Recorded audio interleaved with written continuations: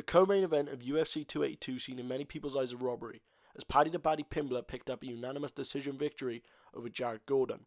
Now I said after the fight that Paddy won, and it seems I was the only one thinking that, so I went back and watched the fight, and in this video I'll be breaking down and analysing the fight in depth to see who really won. Now if we take a look at the judges' scorecards, 2 of the 3 judges gave Paddy Pimblett round 1 and Jared Gordon round 3, while 1 of the judges gave Gordon round 1 and Pimblett round 3. So those are the rounds I'm going to be looking at, because Paddy won round 2, and that's the facts.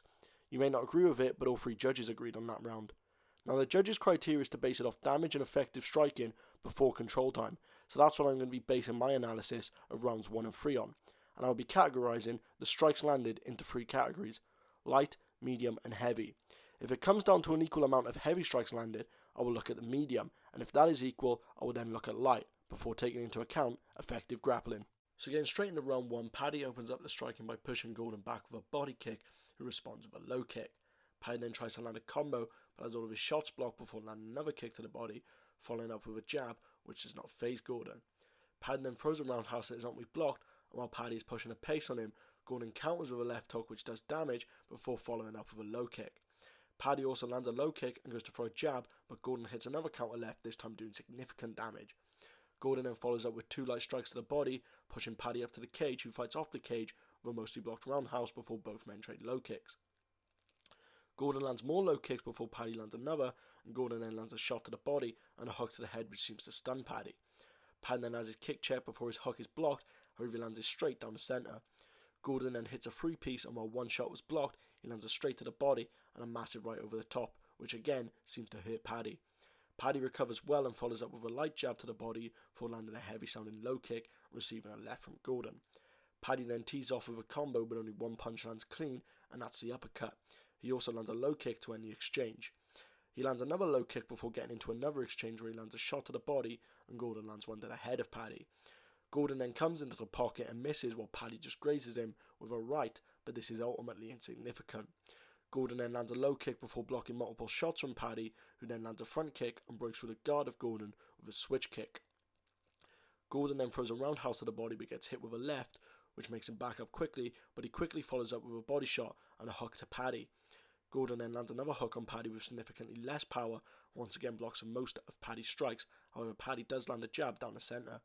Gordon then lands a left and a shot to the body for another left hook which is more powerful. Paddy then lands 2 more leg kicks before landing a big right hook, and Gordon is backed up to the cage but comes out with 2 light shots to move forward. Gordon then lands, and while Paddy does appear to clip him around the ear, so he will be gifted a strike, it's important to note Gordon slipped here and it was not scored as a knockdown. Next a big exchange happens, and while Gordon lands 2 clean, Paddy lands 1. Paddy then cracks Gordon with a nasty sounding shot, but isn't clean enough to do significant damage. Another low kick by Paddy before he shoots, getting the takedown but being reversed. Now while on top, Gordon does land 2 clean shots to Paddy, and 3 is partially blocked while Paddy attacks a submission. 3 very light shots to the body by Gordon before he lands 1 more shot to the face of Paddy, before Paddy lands 2 big elbows to cut him open and end the round. So ultimately it turns out while watching this live I was wrong. I scored the round for Paddy, but it turns out while they were equal in heavy strikes, however only just at the end because of the 2 big elbows, Gordon managed to get 1 more medium shot in there and 10 more light ones, ultimately outstriking Paddy by 11 and doing more damage to win the round. Now we know despite it being close, Paddy won round 2 on all the judges' scorecards, so we jump straight into round 3, which opens by Paddy landing a low kick which is partly checked before Gordon lands to the body and enters the clinch. This is where a lot of people are split on this fight and the most controversy comes from, but we must remember, damage and effective striking over control time. So while Gordon does land a takedown early on, Paddy is straight back to his base and getting up. Now before Paddy is back on his feet, Gordon does land 2 strikes, and when Paddy first gets to his feet, Paddy and Gordon trade. So that does bring Gordon ahead on striking, but this is where the complexion of the fight changes, because while Gordon continues to try and take Paddy down, Paddy lands 2 more strikes bringing him equal, before landing another 2 to bring him ahead. 1 knee to the body doesn't seem to face Gordon and lands 1 back, but a knee to the head seems to throw Gordon off balance for a second, who drops briefly but quickly recovers, and this may just be because he was attempting another takedown. So for that reason I'm only scoring it as a medium strike for Paddy.